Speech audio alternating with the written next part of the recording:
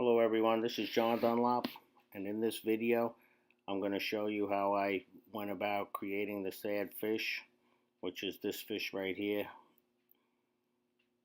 I will give you a step-by-step slideshow and explanation of each step along the way, and if there's any questions or comments, please feel free to go ahead. Let's get started.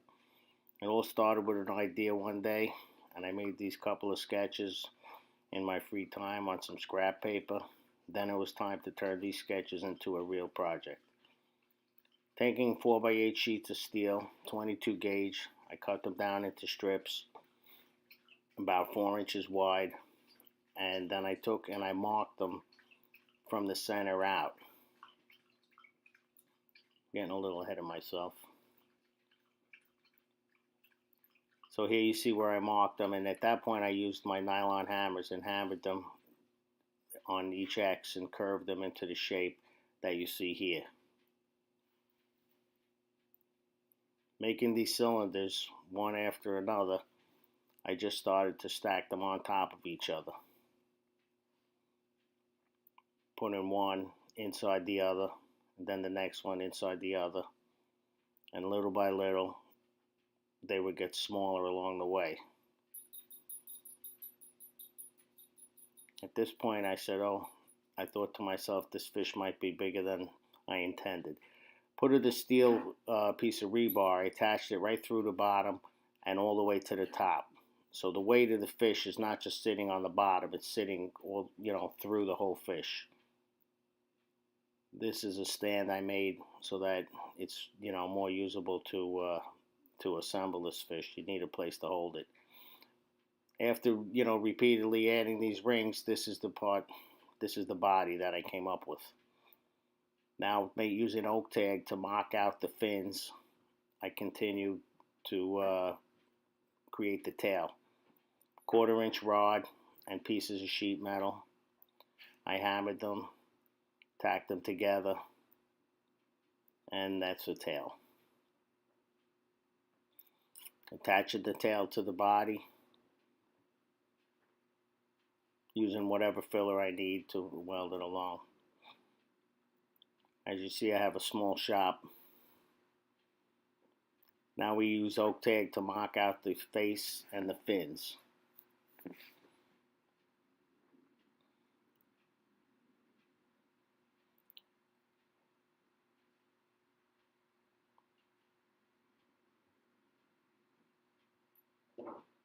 Using the face as a template, I mark it out onto the steel and cut the face out.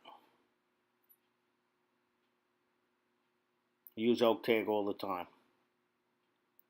There you have the face. I hammered it and gave it a little bit of shape around the edge of the gills. Now I'm fitting it onto the body to see, how I'm going to proceed at that point. This is the lower jaw, also marked out with oak tag and then transferred to the steel, cut out and hammered.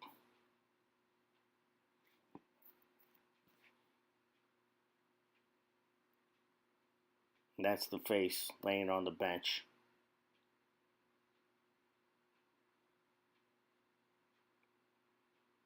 Okay, now the face is tacked on. Not the bottom jaw is welded on, but the top is only tacked on because it has to come off later on.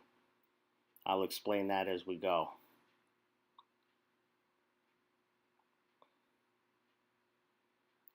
Now I made, just marker eyes just to kind of get a feel for where I'm going with it.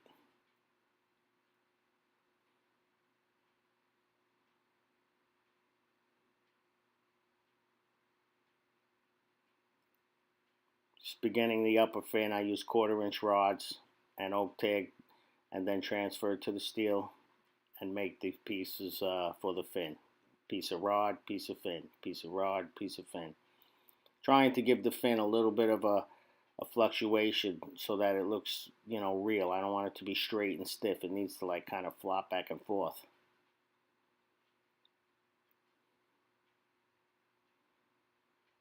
Also, the way the body is curled up, it needs to bunch up a little bit as it would, in real life. You see I'm kind of making tight little curls there. Exactly like that.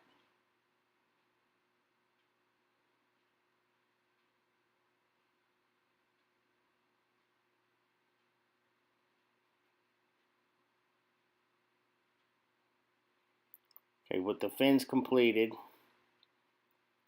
we go on to the face.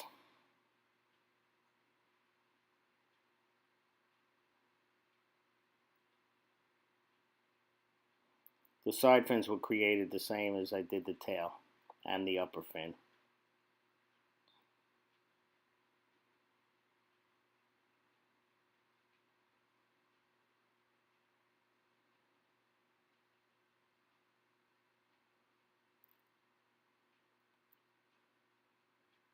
Quick photo shoot and we'll get back to work.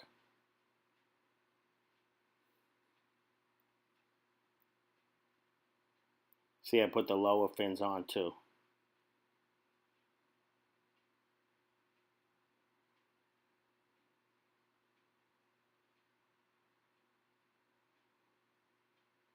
Now we begin scaling. Start from the tail and you work forward, just like if you were shingling a roof or anything of that nature.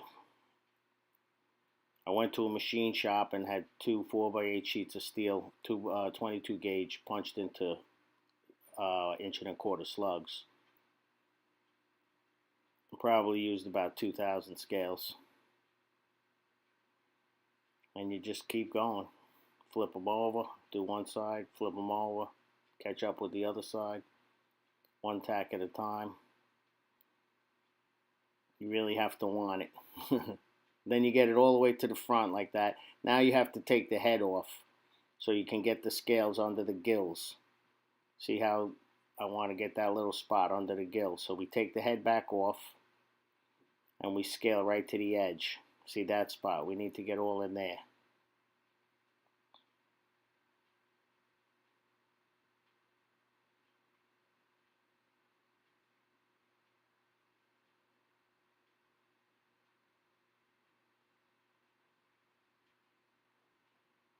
Now we removed the head and we scaled all the way up to the edge of the steel. Now we can put the head back on.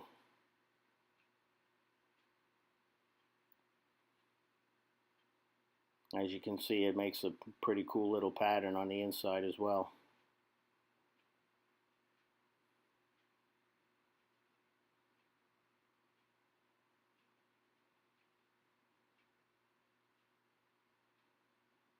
Okay, now the head's tacked back on. I put the one last fin right on the front. And now we're going to scale over that seam to hide that seam. As you can see, one side is done.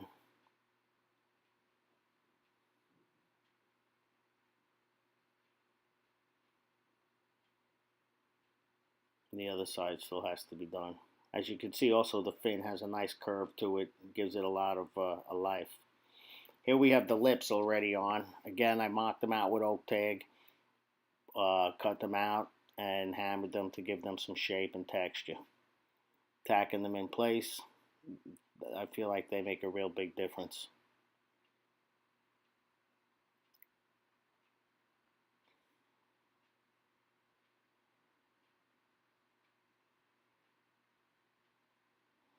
Now that's a wheel bearing from a car. You take out the guts, and I use that as a form. I'll take the steel, I'll put it over it, and hammer it with my nylon hammers to create that cup. Cutting it out with the plasma cutter and using that for the eye, for the lower and the upper. I'll cut it in half. Half will be the lid, and the bottom half will be the actual eye. So for this fish, I actually made two discs, or two cups, whatever you want to call it. Cut them in half, and that's how I created the two eyes.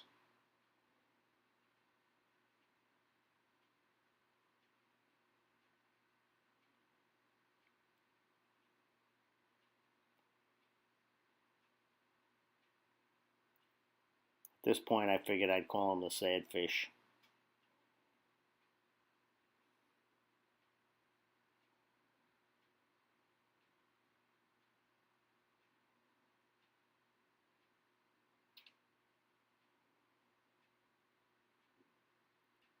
And that's pretty much it. He's just about complete. Oh, I added a hook, just in case he wasn't sad enough. I made the hook out of 1/4 inch rod, drilled a hole, and attached it.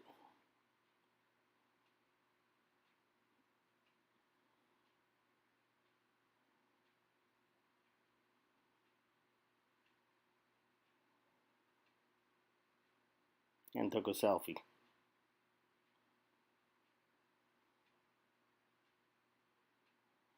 Okay, now I brought him to the body shop where I work so I could wire wheel him down and heat mark him. The body shop has a big torch and it makes it easier to apply the heat marks. Here you can see it's already wire wheeled down. All of the welding marks are off it. It's just nice clean steel right now, which also is not a bad look.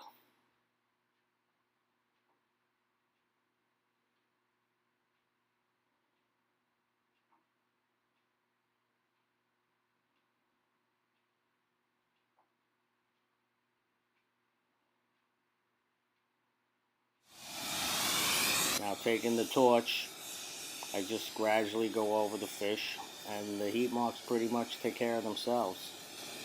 That pattern, it looks like something I really worked hard on, but as you can see, it's just the way the scales are that allow it to come out that way. Where the scales are overlapped, it's not going to get as much heat. Where the scales are just a little tip, they heat up quicker, and that's what creates that pattern. Whenever a scale is touching another scale, it acts like a heat sink, so it stays cooler, and that's why you get the variation in the colors.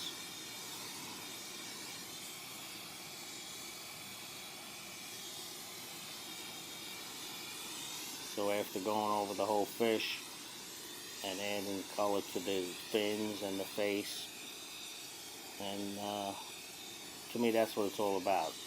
To me it's all about clear coat and heat marks, and it doesn't almost matter what you build. It's just the colors are very cool.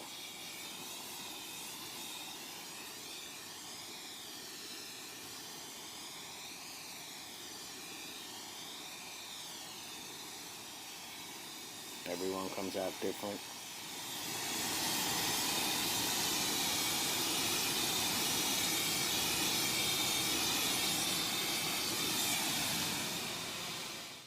And here you see him all heat marked.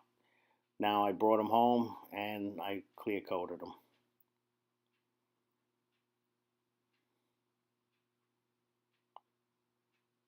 That's still without clear coat.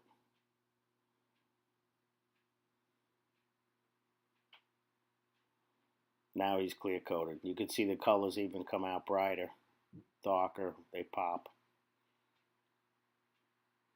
Put a little piece of copper wire on the end of the hook to make it look like the string that broke.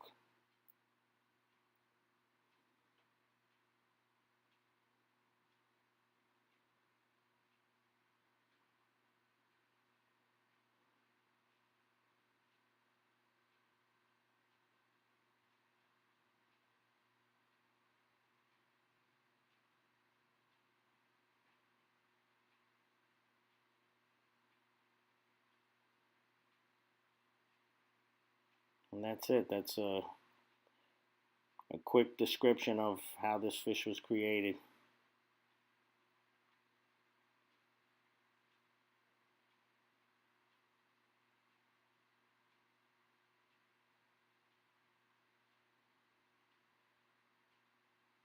I just wanted to blacken those eyes a little bit right in the pupil. I believe one of the, oh yeah, there is. See right there, look, you need that black in the center of the eye.